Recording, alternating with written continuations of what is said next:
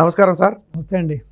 నిన్న చంద్రబాబు గారి మీద అలాగే పవన్ కళ్యాణ్ మీద ఇద్దరి మీద కూడా రాళ్ల దాడి జరిగింది. అంతకు ముందు రోజు జగన్మోహన్ రెడ్డి గారి మీద ఒక రాయి దాడి అయితే జరిగింది. సో జగన్మోహన్ రెడ్డి గారి మీద జరిగిన మర్నాడే ఇద్దరి ప్రతిపక్ష నేతల మీద దాడి జరగటం అంటే దీంట్లో ఏదో కుట్రకోణం ఉందనే అనుమానాన్ని అయితే ఇరు పార్టీలు కూడా వ్యక్తం చేస్తున్నాయి. అందులో దాడి చేసిన వాళ్ళు ఇప్పుడు ముగ్గురు మీద దాడి చేసిన వాళ్ళు కూడా ఎవరు దొరికినట్టుగా అయితే మనకు తెలుస్తలేదు. సో ఏంటి నిజంగానే నిన్న చంద్రబాబు గారు పవన్ కళ్యాణ్ మీద ప్రీ ప్లాన్డ్గా అటాక్ చేశారంటారా? 100% అండి. ప్రీప్లాన్గా చేశారు వీళ్ళు. రెండోది ఏంటంటే ఇప్పుడు వీళ్ళు చాలా అగ్రెసివ్గా ఇటు బాబు గారు కానీ, ఇటు బీజేపీ కూటమి కానీ, పురంధేశ్వరి కానీ, ఇటు మన జనసేన అధినేత పవన్ కళ్యాణ్ గారు కానీ వీళ్ళు ఒక షెడ్యూల్ ప్రకారం రోజుకి 2-3 మీటింగులు పెట్టుకుని చాలా అగ్రెసివ్గా ప్రజల్లోకి వెళ్ళిపోతున్నారు. వీళ్ళకి రోజు రోజుకి ప్రజాదరణ కూడా బ్రహ్మాండంగా పెడుతుంది. ఏదో విధంగా వీళ్ళకి అడ్డుకట్ట వెయ్యాలి, ఏదో విధంగా వీళ్ళ వేగాన్ని తగ్గించాలి. రెండోది డిస్టర్బెన్స్ తీసుకురావాలి, రాష్ట్రంలో శాంతి భద్రతలు విఘాతం కల్పించి ఏదో విధంగా వీళ్ళకి మళ్ళీ ఈ మీటింగ్స్ పోస్ట్ పోన్ చేసి సో వాళ్ళని డైవర్ట్ చేయడం కోసం జరిగిన కుట్రలో భాగంగా కూడా మనం ఆలోచించవచ్చు. ఇంకొక యాంగిల్లో చూస్తే ఇటు జగన్మోహన్ రెడ్డి గారి మీద జరిగింది, ఇటు పవన్ కళ్యాణ్ గారి మీద జరిగింది, ఇటు బాబు గారి మీద జరిగింది. సో ఇంతవరకు నిందితులు ఎవరు కూడా పట్టుబడబడలేదు. బట్ జనసేన అధినేత పవన్ కళ్యాణ్ గారి మీద చేసిన వాళ్ళని ఏదో ఒకళ్ళిద్దరిని పట్టుకున్నారు, పోలీసులు అప్పచెప్తున్నారు అన్నారు.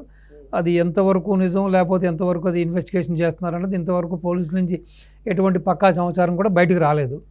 సో ఈ విధంగా చూస్తుంటే నాకు అనిపించేది ఏంటంటే సో ఇది ప్రీ ప్లాన్డ్గా జగన్మోహన్ రెడ్డే చేసుకున్న అటాక్ అని చెప్పి ప్రతిపక్షాలన్నీ కూడా ప్రజలు కూడా దీన్ని విశ్వసిస్తున్నాయి.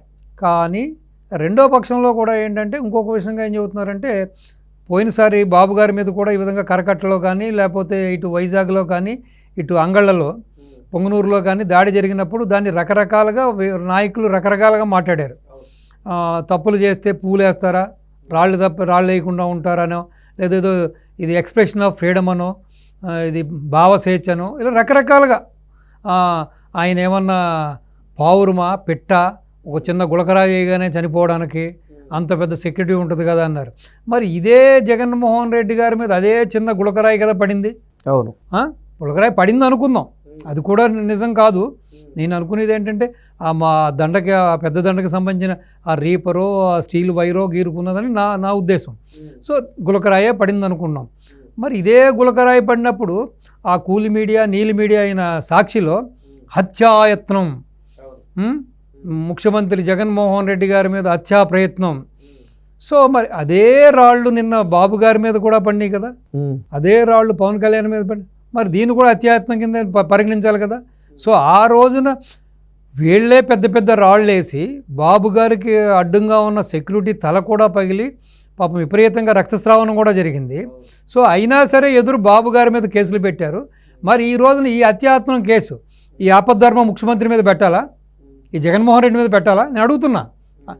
ఇప్పుడు తన మీద పడిన గుళకరాయి హత్యాయత్నం అవుతే మరి వీళ్ళ మీద పడిన రాయి మరి హత్యాయత్నం కిందే పరిగణించాలి కదా. సో ఏదేమైనా కానీ ఈ చిల్లర రాజకీయాలు మారుకోవాలండి.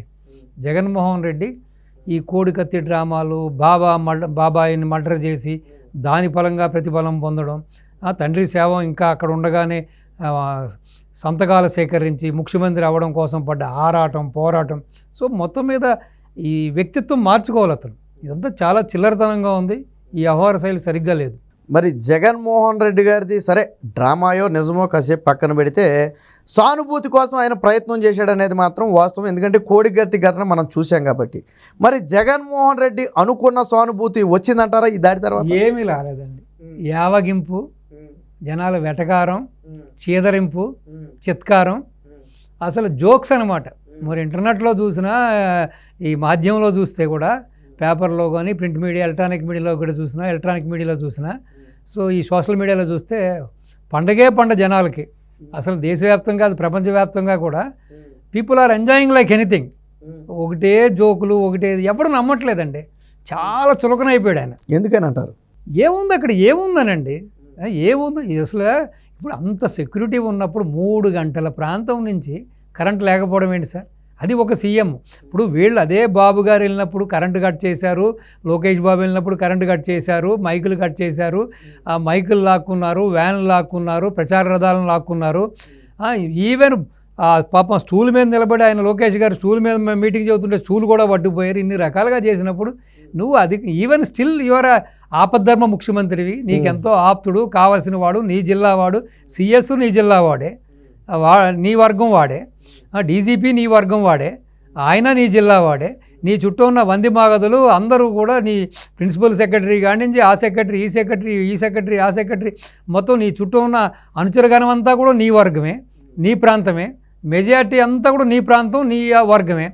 సో నీకు ఎవరు నమ్ముతారయ్యా ఈ డ్రామాలు? అన్ని డ్రామాలండి ఇవి. అంటే నేను వైసీపీ అఫీషియల్ హ్యాండిల్ నుంచి చంద్రబాబు గారి దాడిని మేము తీవ్రంగా ఖండిస్తున్నాం, దీని మీద ఎలక్షన్ కమిషన్ చర్యలు తీసుకోవాలని చెప్పి ఒక ట్వీట్ చేశారు. ఏమంటారు మీరు? అంటే ఏంటి, డీజీపీ ఇక్కడ ఫెయిల్ అయినట్టే కదా, యంత్రాంగం పోలీస్ యంత్రాంగం ఫెయిల్ అయినట్టే కదా.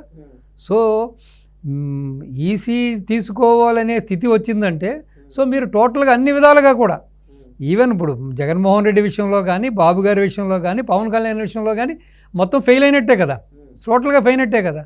వేసేసేయండి, ఒక లెటర్ కూడా రాసేసేయండి, ఇది అయ్యే వరకు రాష్ట్రపతి పరిపాలన పెట్టమని చెప్పండి, సజావుగా ఎలక్షన్ జరగడానికి కూడా బాగుంటుంది, కంప్లీట్గా సాయుధ్వలాలను దింపని చెప్పండి.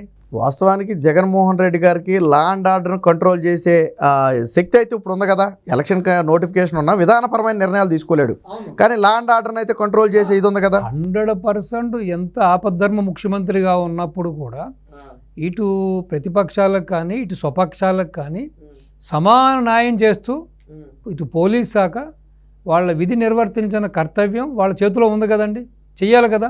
అంతకుముందైనా కొన్ని ప్రలోభాలు ఉంటాయి, కొన్ని ప్రెషర్స్ ఉంటాయి, కొన్ని ఒత్తిళ్ళు ఉంటాయి, ఇప్పుడు అది కూడా లేదు కదండి. అయినా సరే ఫెయిల్ అవుతున్నారంటే మీరు చూడండి, ఇన్ఎఫిషియన్సీ అండి, బంచ్ ఆఫ్ జోకర్స్ అండి. ఇటు వీళ్ళ క్యాబినెట్ తీసుకున్నా, వీళ్ళ మంత్రులు తీసుకున్నా, వీళ్ళ కార్యవర్గం తీసుకున్నా, ఇటు మొత్తం టోటల్గానండి అందరూ కూడా అసలు ఈ యొక్క చుట్టూ ఉన్న ఈ యొక్క అడ్వైజర్స్ ఉన్నారు చూసారా, అడ్వైజర్ని చూస్తుంటే ఒక్కొక్కసారి నవ్వు వస్తుందండి. 50-60 మంది అడ్వైజర్లు, వీళ్ళు ఏం చేస్తున్నారండి? ఇటువంటి చిల్లర ఐడియాలు ఇచ్చేది, చిల్లర ప్లాన్లు ఇచ్చేది, ఇచ్చేదో మంచి ఐడియాస్ ఇవ్వచ్చు కదా. ఏదో చాలామంది బయట చెబుతున్నారు, సునీతమ్మ నువ్వు జాగ్రత్త, అమ్మ షర్మిలమ్మ జాగ్రత్త, అమ్మ విజయమ్మ జాగ్రత్త, ఎలక్షన్ దగ్గరకు వస్తుందని చెబుతున్నారు. విజయమ్మ అమెరికా వెళ్ళిపోయింది, ఆవిడ సేఫ్గా అమెరికా వెళ్ళిపోయి మనవాడి దగ్గర షెల్టర్ తీసుకున్నారు ఆవిడ. నాకు అనిపించేది ఏంటంటే ఇప్పుడు ఈ చుట్టూ ఈ జగన్మోహన్ రెడ్డి చుట్టూ ఉన్న ఈ కోటరీ ఈ వేషాలని చూస్తే జగన్మోహన్ రెడ్డి గారు ఏమీ పెద్ద ఆజానుభావుడు ఏం కాదు కదా, ఏదో సరిపడ మనిషే కదా. ఆయన ముందు ఉన్న వాళ్ళంతా ఆజానుభావులు, మంచి మంచి సెక్యూరిటీ పర్సన్స్, వాళ్ళు కూర్చోవడం ఏంటి సార్ అంటే ముందు ఇన్స్ట్రక్షన్ కదండి ఇది, అరే కూర్చోండిరా, వాడెవడో రాళ్ళు వేస్తాడు, వాడెవడో పువ్వులు వేస్తాడు అన్నట్టుగానే ఉంది కదండి వ్యవహారం. ఇది కేవలం ఇది నాటకం, బోటకం, ఇట్స్ ప్రీ ప్లాన్డ్ అండి.